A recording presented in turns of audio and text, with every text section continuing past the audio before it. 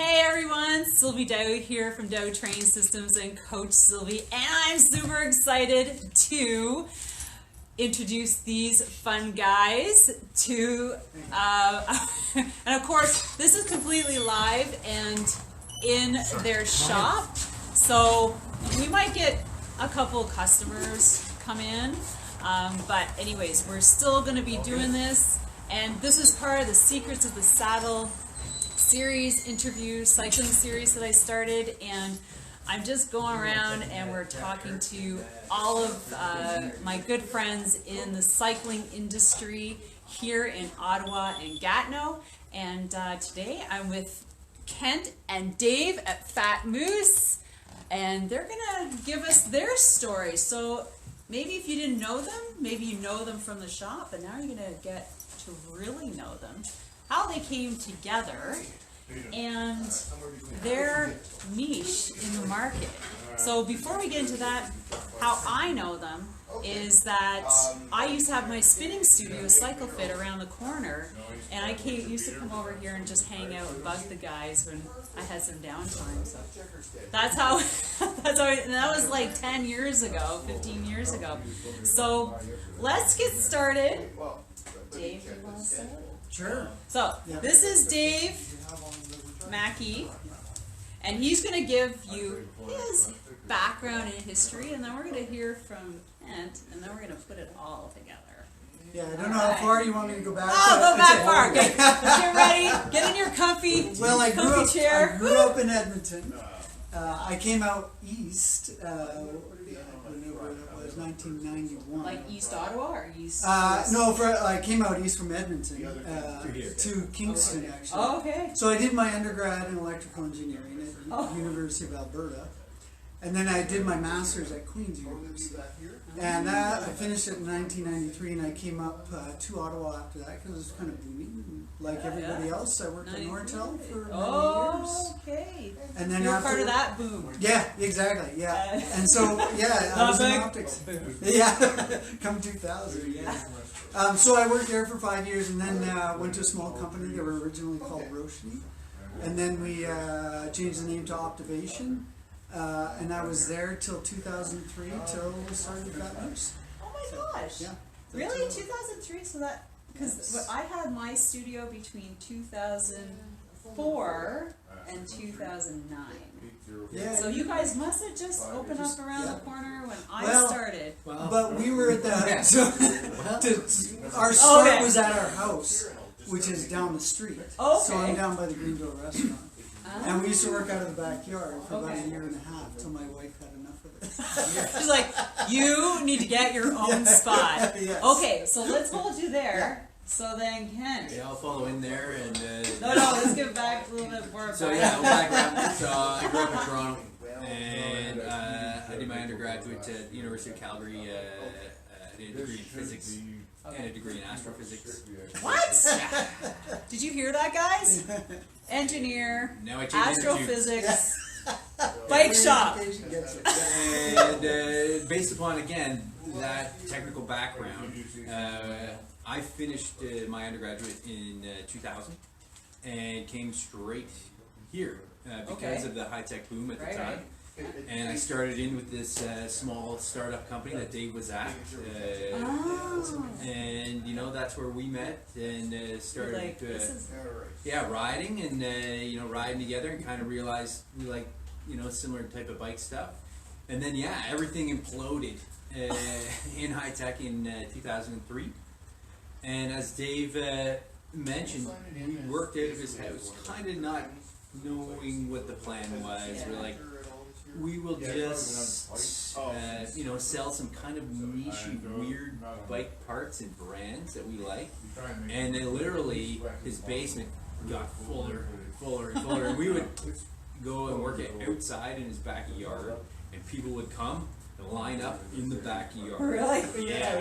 You have pictures of that? There's a few pictures of the backyard, and there's still some, some weird leftover things. There's still some customers who come who know about the backyard. Yeah, they're like, when did you guys move from the backyard? There's still some funny remnants, like we have some old receipts Oh yeah. And we used to handwrite receipts in yeah. like a duplicate book, you know? And it's just like weird things like That's how we did it back then. chain for some weird kid. Yeah. That was the receipt. Yeah. Is that the weird kid with the red hair? Yeah. You know, or it was funny. There were funny receipts, and so we still have some of those around. And then, yeah, ultimately, because this is close by Dave's house, this place was vacant, and we checked in and opened. It was available. 2005, February of 2005, we moved in here, and then we opened. I think April 1st. 2005. And we came into here because this place was abandoned. Well, I guess kind of. Well, nobody wanted this whole it. building. There Oh is. my! Yeah. Mary next door to us used to own this place, and she was supposed to be crazy. She's eccentric, yes. We'll say eccentric. And would evict people at Oh, I remember the stories about this. People would I think stop I was while we like- were getting set up. Yeah. They would literally stop their car on the road, come in, and say, "Don't Get out! get out. She's crazy." And it was a woman too. She came in. She was telling us the story. And she's kind of like, "Get out! Just get out! She's crazy." And we're like, "What do you mean?" And she kind of went on the story. I don't know what she had here, but. And then one day she locked her bike out front, and Mary didn't like it and came out and just said, "Get out," and locked the door. Really? But Landlords. Oh, I We were can tell you dealing with her about daughter mine. because Mary was really elderly at the time. Okay. Yeah. And so, Yeah. thankfully, You're thankfully, Did you buy the building? no. yeah. We should have bought the We building probably then if we had had any money. Oh my goodness. The building's now changed hands a couple times. Oh yeah. And thankfully we're still here and it hasn't Rent been is torn still down. good. Rent is still reasonable, just in case our new landlord is watching. Just keep it Pretty keep good. it easy, yeah, go easy yeah. on it. And but yeah, it's hard to run a small shop of this nature, of any type of retail, this close to the downtown core, just in the kind of current retail landscape, and not have a rent that is I know mine was. Really I don't know. crazy. Yeah. Sometimes when I talk about my rent, it seems kind of reasonable compared to what some people are paying my these goodness. days. Yeah. Yeah. But yeah, so how come you guys didn't go back into the trying to find jobs? You just kind of gonna do something different. My wife asked the same question. That's what we do. It's tricky. So what's the deal? I don't know, and we were both, because it kind of happened just kind of slowly. It wasn't like there wasn't a day. Did you get let go, or did the Yeah, we got company laid off. close? We got laid off. Everybody which is got laid nice. off. Okay. So Yeah. we get a severance, which Right. is good. So we had some money, so we could sit around for a while, and then all of a sudden there's more and more people coming to the backyard. So it wasn't like, Dave, you want to open a bicycle store? Yeah. And maybe some customers will come. We knew customers would come. We had customers. Yeah. So it was like, well, if we open, at least some people are going to be coming through the door. So it's not going to be just this brutal beginning. And we were like, okay. Or now, after a year and a half of waiting, high tech was still pretty low. It wasn't like it is again now. You couldn't just go grab a job. Yeah. Because there was a lot of people who Yeah, had been there's in a lot of high people. tech. I mean, Yeah. the Instapot came out of that. Yeah, you had lots of people who started crazy that stuff, 'cause there downturn. was so many people out of work. And It's so time it for would have been entrepreneurs. tricky, even after a year and a half of just going, let's just go jump back in. Yeah, you're like, That would have oh been my hard. God. And this was here, and it was easy, and we had inventory by then, and we had customers by then. And so it seemed seamless and easy, and then all of a sudden, after this many years, you're in so deep now that you certainly couldn't go back on it. That's true. I don't think I could. I've been Go out back for so to a long. If somebody job. handed me a calculator and a pencil and say design this, I think it would take. That's a it, while. there's no way. Yeah, it would just be. I So feel the far same way. Working for somebody else. I don't out. know. Yeah, that too. I don't know if I can do that anymore. Yeah. So it'd be interesting. I don't think, like now I think if we did something different, I think I would still want to work for myself, but I definitely don't want the risks and costs associated with starting something again. Yeah, I know. I feel about it that way about it. Like, what if I have my own studio again? But oh my gosh, things have totally changed. Oh yeah. From being like one of the only to like everything. Yeah. There's so many all over the place. It's like, how can you you have to seriously niche yourself. You just have to somehow differentiate yourself. Yeah, and I'm like, oh my gosh. One of the things we were lucky with PHATMOOSE was the mistakes we made, which were many, is we never had a lot of overhead, particularly at the beginning. Mm-hmm. So we made horrendous mistakes that if we would have had a big shop, and we probably would have been gone a long time ago. Yeah, it would have sunk us. Yeah, because maybe you made a decision at the time, but we weren't dependent upon really making sure we were working out of his house. So maybe you made some poor choices, but maybe it cost you $1,000 and didn't cost you $50,000. That would have sunk you. Yeah. And even when we started, we had to make enough to pay the bills and pay the rent. But we weren't we didn't fill the shop with $500,000 worth of stuff. Yes. Because you would have made so many mistakes, it would have sunk you. Because until you really truly know and have data of who's coming in your store, it'd be too hard. Like, you're going to choose what you're selling. What not to sell. What not to sell. You could. I now think about it all the time when I walk into any new small retail store. It doesn't matter what they sell. I walk in, and as a small business owner, you think about it, and you're like, hey. I don't know if they've chosen wisely. When I walk down Bank Street, I'm like, oh my God, there's so much stuff in here. And I know. you must pay a lot of rent. Like, how do you do this? You gotta appease the masses, because if it's not in here, where do you go? Amazon. Go find it somewhere else. And that must be so hard for stores these days. But you guys have niched it down. So over the years, you've figured out what it is that you guys do best. And that's what we're going to talk about next, because just talking, I dropped in the other day and I was talking to Kent, and he was like, yeah, this is what we do, and this is our thing, and people come to us for this. And so this is what we're going to talk about, because they're more in, what would you say the type of bike that you guys are more tailored to work on? People ask us this a lot, and it's unfortunate that I still feel a little bit nebulous about it. I would say we have a great expertise in bikes, period. Yeah. And I'll let Dave actually speak to where our niche is when it comes to service and why we think we're slightly different than everybody else. And then I'll talk about kind of our custom program and why I think that's different than other shops and what you get that's different. But ultimately, I think, for us, and a lot of, I think, shops of this size, you have to, we don't want to, be like, we only do this and this and this. Mm-hmm. I want to build that customer and have a really good relationship with them. Yeah.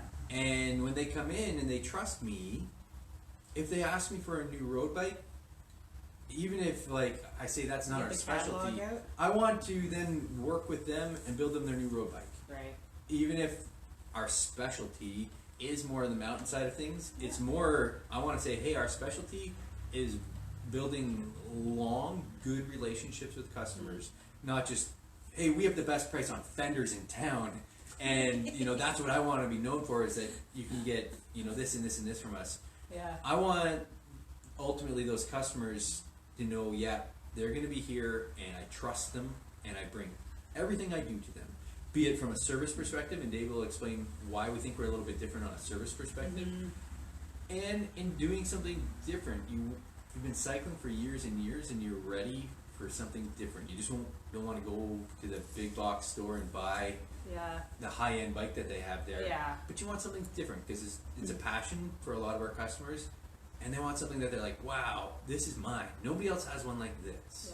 Yeah. And so, I think those are the things. But ultimately, I don't think it's really, we have a lot of specialties and knowledge when it comes to high-end mountain bikes. Especially now they know what your background is. Yeah, exactly. And did you know? And really, it is crazy. It's even crazier than that. Eric, our head mechanic, has a degree in chemistry. Oh. Davis, our other full-time guy, has a degree in mechanical engineering. That's it. That's where the bar is. You have to be an engineer to work here. Of course, you gotta have the iron. Science. Ring. Take your fancy ring. and now you change tires, and yeah, you make nothing, so it's good. But I think that you hit the nail on the head, because in this day and age, in where there are so many of the same thing, the customer service is what makes people stand out. Oh, And yeah. I completely agree, because like people know you, and I've like when I talk to people like, oh yeah, I've been to PHATMOOSE, and I'm like, how do they know?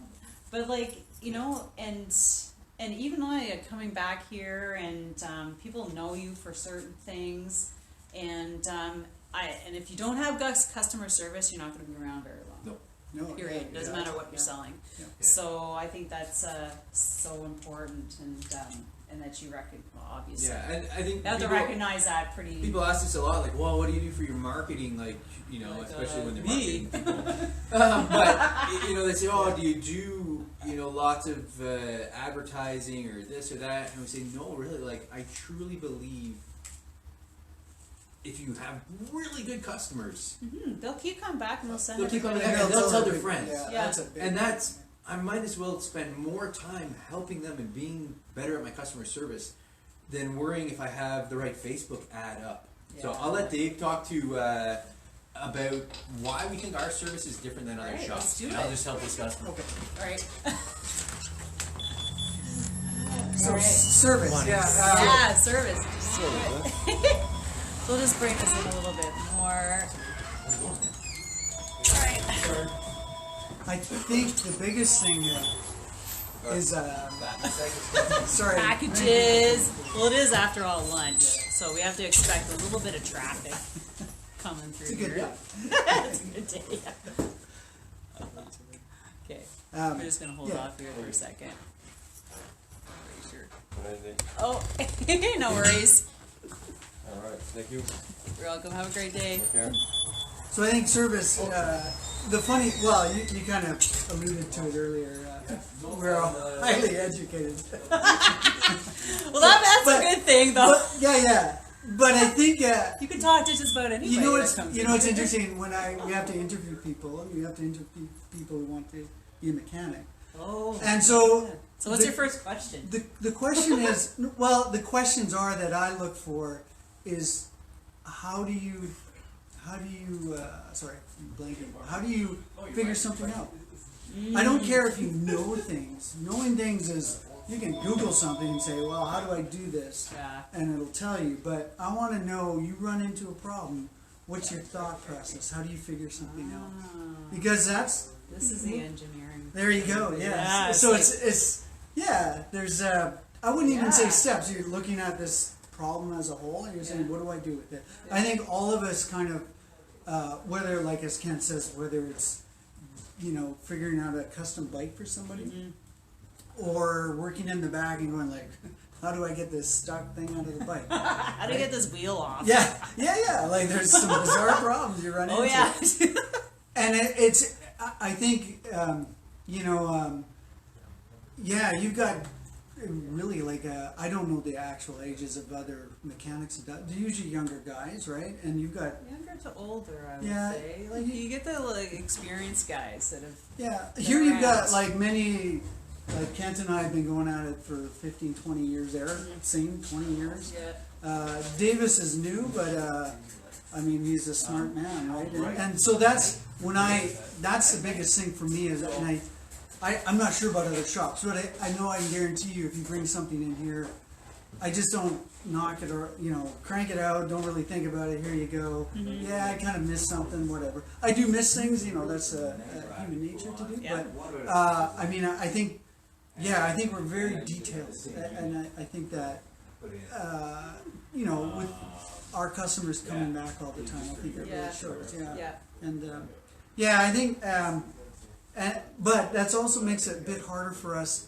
I mean, over the years, we've tried to get new mechanics in, and people kind of come in, they go, I work on my bike, once a week, and I'm like, Clean man, away. have you ever worked in a shop? Like, it's totally different back there. And Fast. it's fast, and there's all these weird things that happen, and weird problems, and you'd be surprised. Like you go, they're just bikes, and they're not that complicated, kind of. But there's just all these weird things that happen. You got to try to. Okay, figure give it us out.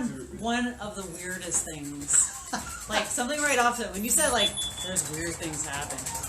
That's a nice bike. Oh, I got good. Okay, yeah. I was trying to think, but I couldn't. The bank robbery. That's a good one. Okay. But we're talking Let's hear some service stories. so we'll do the bank robbery after. Okay, this is like the weirdest thing that's coming into the shop. Like this, they almost just meld into one. You're not like, oh, remember that one? Like you're like, what? Like, well, there's a lot of clunkers that come in. People kind of come in and they say for example, now you get a lot of bikes in, kind of almost post winter. They've been riding it all winter. They come in and go, the bike's not functioning anymore. You're like, yes, because you've been commuting on it all winter. You haven't put any oil on it. You just kind of go through everything and you go, look, like this is seized, this is, all this stuff is wrong. And you kind of go, it's going to be like $250 to fix, right? And some people are good about it, but other people are like, really? Like, oh my God, like, the this bike only won't cost me $50. Yeah, that's a major line in this bit. Like, it only cost me this much, so it shouldn't cost me that much to get fixed. But it has nothing to do with the cost of the bike. You might have got a good deal on the bike. But. Yeah. Or, it has nothing to do whether you take your car in. It doesn't matter whether you bought your car for $2,000 or $50,000. Oh, I know. The muffler on it still costs like $200. Yeah. So I think because bicycles are kind of everywhere and some of them are basically free, there's an expectation that it won't cost much to maintain this $50 bike. But I think we try to keep in the back of our mind at the same time. We went to a talk once where I was a service advisor at a big chain, and he said, but keep in mind like that bike may be special to somebody. Yes. Oh yeah, Don't just like write it off. Like if they bring it in and you're like, this is a piece of junk. It's not worth putting any money into this. You could get a new bike for less. What if that was their grandpa's? Yeah, I know. Or the seat is just. Yeah. Or they rode across the country 3 times on it. Yeah. Yeah, we've had a lot of people like that. Yeah. So you kind of keep that in mind, but at the same time, you're trying to express, Dave's like, everything's seized on this. This is going to take $500 worth of work, and you could get an equivalent for $400 for a new bike. And so these new parts. Yeah, we see we see tons of like, well, your bike's broken here, and how safe do you think that is? We get that question a lot. What are we supposed to say? It's broken. Yeah, it's not safe. I can't predict the future. Yeah, exactly. And we see just everything come in from super super high end stuff that like people love biking. They are passionate about it. From stuff where we would be like, that's totally fine. That tiny minute sound that you hear if you're in like. Oh yeah. Oh yeah. Like, you can hear. I've done that. Oh yeah. Did that. Yeah, and I'm like, just ride it. Just go ride. Or to the point where like somebody's bike's falling apart and they're like, can you just lube it? I know, it's okay. I'm just gonna keep rolling. And that's okay. That's awesome. As long as they understand. Here's some lube. Yeah. So kind of finding a good understanding with the customer and saying like, hey, I want to help you. I want to get you rolling, and but at the same time, bikes need work. Yeah, like if you didn't, people always go, wow, it needs that much work. And sometimes you equate it, you go, would you not take your car in for service for 10 years? And if you did, like, would you think it just needed an oil change? Like, I just came from one of those services. It wasn't 10 years, but the thing is, like, let's jack it up and take a look at what's going on underneath. They're like, oh, that's all rusted out. It's gonna fall off, and this. Yeah. And so $1,600 later, but I need to drive it, right? And you're like, So, and we see, from crazy bikes to. We haven't seen as many recently, but it used to be. Don't worry, the season's still starting. Fun place because we used to get funny things happen and funny stories. And so I'll tell the bank robbery story. Okay. That's the best one. It's a good one. So early in the day, this couple comes in, and they're acting a little bit funny, and they're kind of just looming around the store. And the one guy was asking about a bike, And his partner, a woman, was kind of in the other part of the store, and he's asking about a bike. But you got the vibe that, I don't know, he wasn't serious about it, or, you know, he'd be like, oh yeah, this is a really cool bike for doing jumps or something, right? Like, you're like, I don't think you know what, you're letting on that, yeah, you're into this, but you're just making a conversation out. Yeah. So they leave, the rest of the day goes by. All of a sudden, later in the afternoon, a couple comes back in. They're really quiet. And, you know, she's holding a bag, like a shopping bag. And all of a sudden, it starts stinking in here. Like, crazy stink. And you were looking at each other. And a little bit of a puff of, like, smoke. And we were like, you know, you're kind of looking at each other like, why is it stinking here, guys? Okay, was that you? Yeah, it really starts stinking. But they're just wandering around the store. I think he asked about a tune-up. Yeah, he's asking about a tune-up, and it's stinking. So you're kind of looking at each other, and you're talking to this guy. She's kind of hidden in the corner with this bag. And they're turning everywhere. So then they walk out. And then I'm like, that was super weird, Dave. And it's super weird. You hear sirens. Cop cars start coming by. I'm like, I don't know, man. This is weird. So I poke my head outside, and there's cop cars all around the bank. Yeah. And they just robbed the bank. And so they put one of those packs, a dye stink pack, in with the money. So Right. she had the bag of money. Right. And so it went off while they were in here. And literally, why they came in here? Why would you go in the store 20 feet from the bank and look around? And then so I walk over to the cop and go, I don't know if this has anything to do with why you're here, but these couple just walked in our shop and they had this stink bag. And he's like, they're stupid. He's like, how did they get the money, first of all? So they went into the bank and it said, give us all the money, right? And it literally, like, if you slip them a note, they'll give you the money because they're just hands off, you do it. And so they do. This couple was not that bright. One, they came in here. Two, they kept walking onwards over the bridge towards the police station. He's like, yeah, they weren't that smart. We picked them up on the bridge. And literally for the first few years, it was almost like about twice a year, weird things like that would happen. Whether like this is one of those corners, no? Yeah, it is. Like this corner. You know, people would get in funny accidents. Cars would slide across the corner, take it that bus shelter, That's right. slide into the park. It's just weird. You know, there's a lot going on. Yeah. Yeah. That again, Yeah, and you know, we've had some weird ones, and so it's fun, you know. It's fun to come in and work every day. Yeah, and it's good to see people.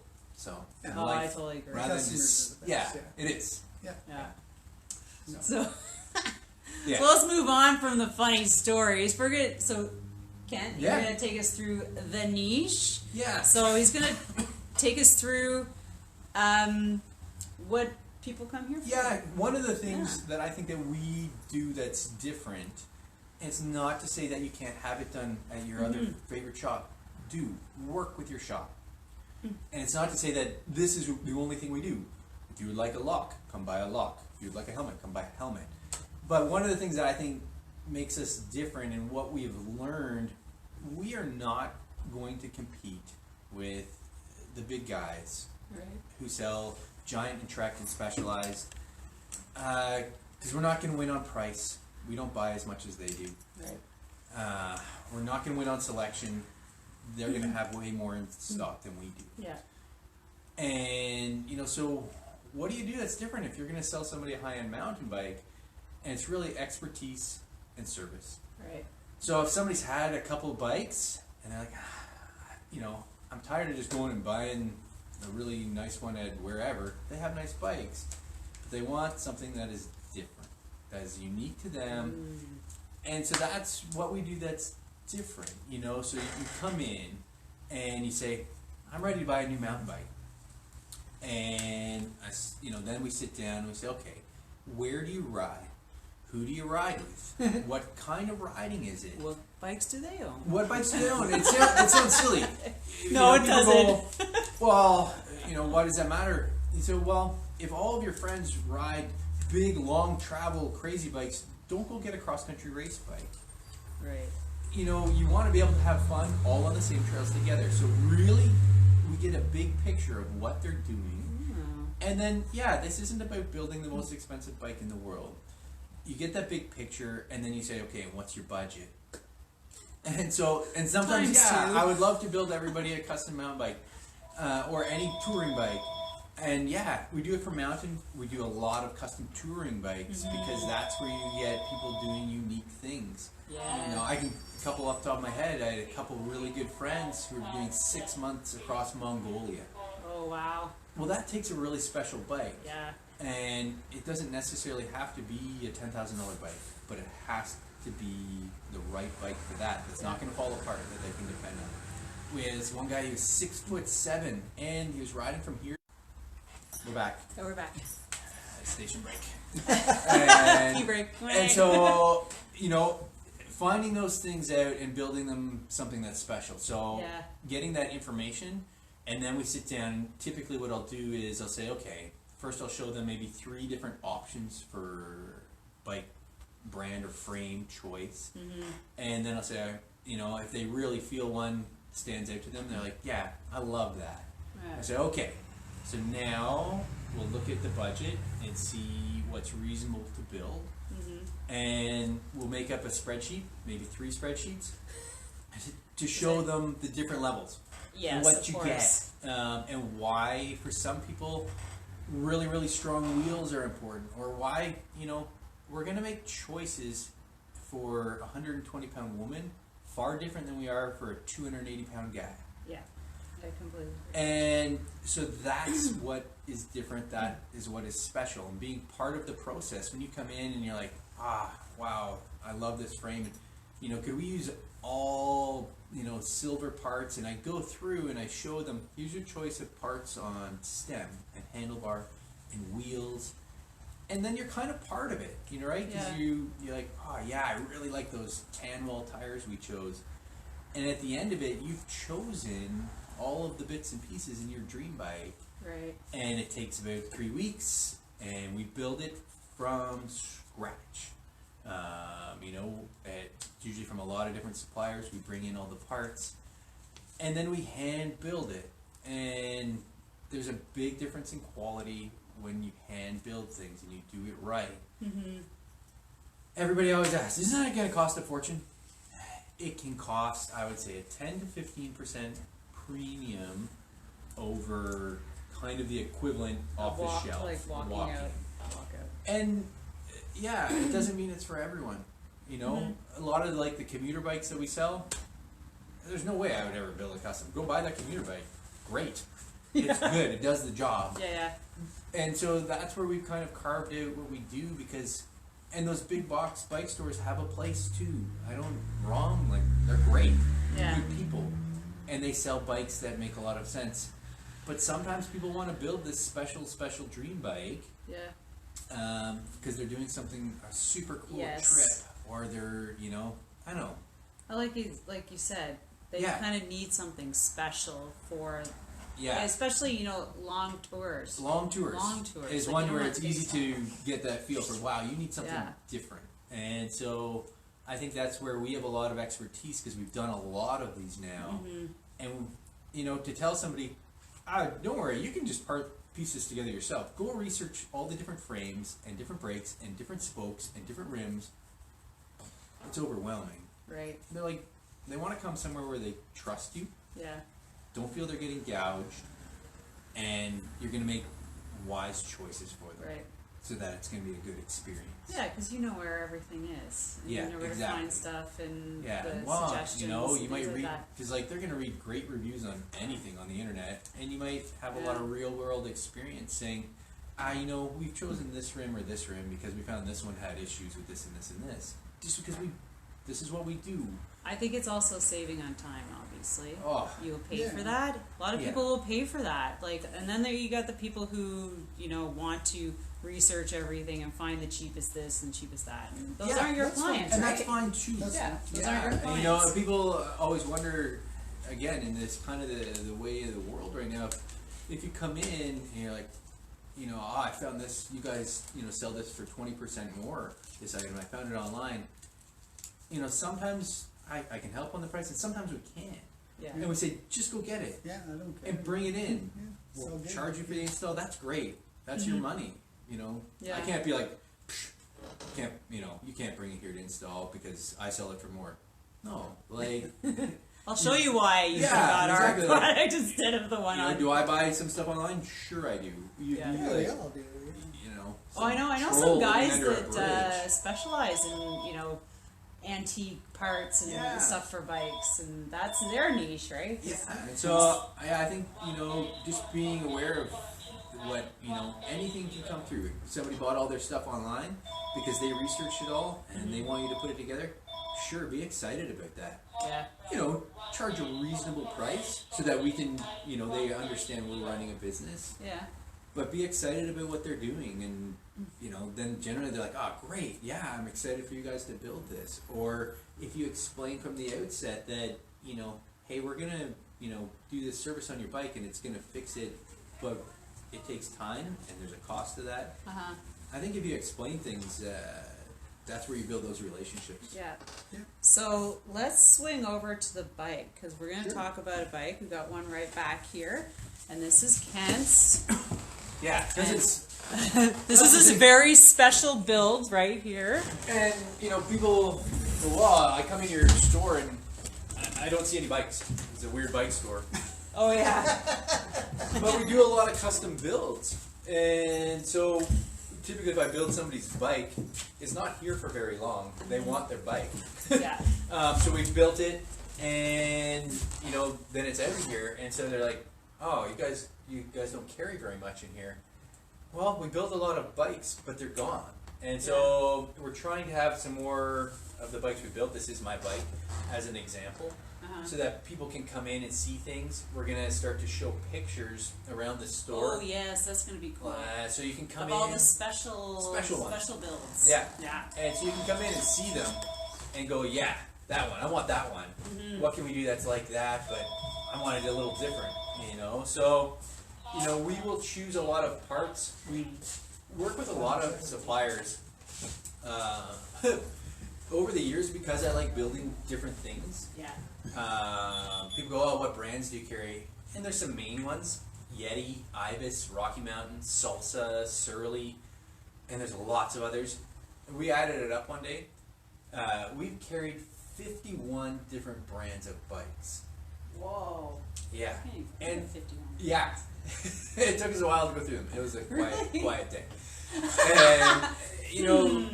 We should make that. For us, like, I love some of my relationships with these suppliers, but at the same time, I'll go and pick up a new supplier. If that's your dream bike, I'll call up that supplier. You want a Moots or an Open? I'll call up that kind of boutique supplier. All right, sorry. We're back. Okay, Awesome. so Ken was talking about his bike and some of the builds that he's done. So we're going to continue on right from there. Here we go. So yeah, you know, rather than just getting a bike kind of in a box and we'll put it together for you, we'll go through and we'll choose a frame. This bike was probably assembled from about 7 different suppliers. We'll choose the right wheel, the right tire, the right brakes, literally the right spokes for what you're doing with it. Yeah, there's a lot of different kinds of spokes. Who knew? And I don't, you know, all those, if a customer comes to us and wants to build a custom bike, they don't want to be a spoke expert, and that's fine. I just kind of want to be like, hey, we're going to make some choices that are custom to you. Right. I'm not like, well, you should know everything there is to know about this. And that's why they come to us, so we can be like, hey, I chose this. Ooh. Yeah, that's another All right, here we're Totally different. Just a second, we'll get non-mountain bike. non-mountain. This is what we Super do. high end. This is super high Okay, end. so everybody, we'll give we're gonna take a couple. Okay, they're gonna tell me the price of this bike, and you guys have to guess and put it in the comments, and I'll pick the winner who's closest to it, and I'll give you something pretty cool. This customer doesn't have a car. Okay. And this is their car. And so if they're going to, there's a lot of special things on this bike. If you're going to, spend hours and hours a day on your bike, think how much you spend on your car. And so you might as well enjoy it and love it and be like, I'm taking the long way home today because I love my bike and it's a beautiful day. So like, this has carbon fiber rims. Yeah. This has really beautiful pieces like this crank set. It's from White Industries in Petaluma, California. We'll just get a little. And made in the U.S. Yeah. U.S. made cranks. This has a front dynamo hub from Germany that runs the lights for the front and the rear. Cool. Yeah. Everything is custom chosen on this bike. And it took a long time, but it's a really neat experience for that customer. Did you do all the research? Did this person come in? This customer, we did both. Okay.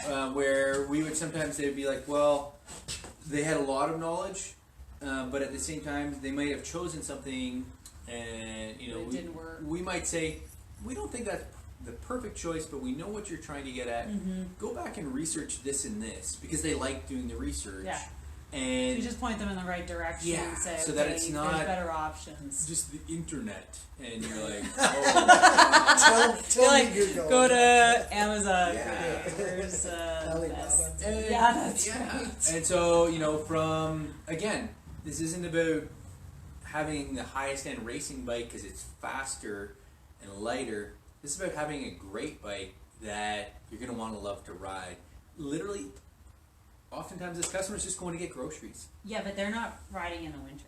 No. No, okay. No. Let's just be clear on that. Definitely This no. This This is their summer car, 3 seasons. Yeah. But they're on this every day for hours. Right. And so why wouldn't you make it something that's really enjoyable? Always, we put things in perspective of people's cars, and I'm like, if you could get out of your car what you save on, car maintenance costs, Right. and put that into bike, You'd still your save physical health and your mental health because of Car it. insurance. Yeah, that's right. And so, My bike insurance is $1,000. Yeah. And so, I don't know. Those are some things that we see customers building really neat things. This one, the sourcing all the components was definitely a challenge. But I don't know. Those are some of the things that we like to do just to make it like little things. I won't do this every time. He wanted this rack, but he wanted a wooden deck on it, and so I made this piece out of ash that fit perfect. Yeah, and I don't know. And it's the same color. Exactly. Yeah. And so I stained it to be the same color. Seriously, because we're super passionate about building really neat. It has bikes. to match, no matter what kind of bike. It is. So even if it's just a really fancy commuter, I think it might. Oh, I like those actually. I'm gonna rip up your. So So I know sometimes it isn't about just fancy highest end; it's about utility as well. So would you say that some of these components you would be more European because they're just so forward in their. Some of them are. There's a lot of really great component builders in the U.S. As well because it's a big market. Right. This is a rack This from is a Germany. cool This is lock. Their lock. That's pretty. Is a cool. really cool lock. No, this is a really weird lock. If I can get it off. I think you have to unclip it there and then wrap it around. And then it comes out like this. This is a lock from a company called Altor. Yeah. I've seen some pretty cool ones Yeah, like that. They wrap up and they're really tiny. They're pretty neat. It's super light. Yeah. Not cheap. Like, Yeah, but they're really small companies that make really beautiful products. And so I don't know, they're also super fun people to deal with at those companies. Yeah. Who make neat things. So that's what we do, even if it's not It doesn't have to be the highest end. Like, wow, we can build you the highest end road bike or mountain bike. Well, Sometimes like you it's said, just a that's neat high bike. end for A commuter. the type of bike it is. Yeah. Yeah. And so, yeah, I don't know. And everybody's different, but think about how much time you spend on your commuter. I know, when I used to live in town, I was on my commuter all the time. Speaking of commuter. Davis is here. Oh. And so, yeah, that's what we do. And so, you know, I definitely encourage, yeah, we have kind of a weird shop in that people go, oh, I don't want to go in there. There's lots of high-end stuff, and it's kind of dirty, and they're kind of weird. They will not think of you guys as weird. No, it's like, I think if you have, Maybe. Astrophysicist, is that what you said? No. I'm weird. Yeah, that comes with the territory. But if you are, you know, honoring, you know, be it some service on your bike, or you're thinking, yeah, I want something different. I love cycling and I'm passionate about it. And yeah, I want to build something neat and different, and this is the year. Yeah. It's what So we do. this is the We place to just enjoy it. come. Search out Fat Moose. You don't have to be. Do you build things for people who are not local? Have you ever done that? Yeah. Like shit. Well, no. Like, say I live in the United States somewhere, but I heard about you guys, and I like what you do. And Should go to Finland. We did ship a bike to Finland, really? but we typically don't ship Okay. because You have to take it all apart. yeah, and they, you know, that build quality is really, really integral. When I, you know, give somebody their new super bike, I You want it don't to be wanna ship it. perfect. You're like, if you want it if you're far away, you have to come and pick it up. Yeah, and that's fun. That's part of the But deal. it's not uncommon, you know, Toronto to Montreal border, you know, because we do carry some lines that aren't common in most shops, Okay. like Yeti and Ibis and Moots. So that if you want to build one, it's not, you know, crazy. If you're in Montreal and like, I want to build a custom Moots. Yeah. Okay, then come on here. by. Most of it is by email, and you know, then when the time comes to pick it up, yeah, sure, come on down. But yeah, it's nice to build something. Do you? fun. Okay, so I've talked to like my other friend Mike, who he does custom painting. Now here's the question: do you have people on a schedule? Like, okay, you get them in. They're okay. Your first assessment of like their history and what they look for. Where do you have like, okay, we're going to be looking at the bike at this time, it's going to be ready, we're going to do the first overview. Like, if you decide you don't want like purple frame and you want pink now, like, do you have like something It's a built bit in where tricky. like, Cause you know, because like now I have to rip it apart Yeah. and put it back So together again. Like, do you that's have why something? we really spend a lot of time with the spreadsheet, and then once it's set, it's set. Oh, okay. You start with a spreadsheet. And we choose all of the pieces and go back and You got the forth. pricing. All the price tag, boom, here it is, locked down. Pick which one. Pick which one. We can go through each piece with you and make sure we determine the right one. Yeah. But yeah, I'm glad Mike paints and we don't. I think he's probably, no, but I think just like you guys, he's gone through some growing pains. Yeah. In that In our that process, yeah, it has to be really nailed down now Yeah, where there 'cause isn't like, can changes. I add this? And Boom. Yeah, and adding or making changes is challenging.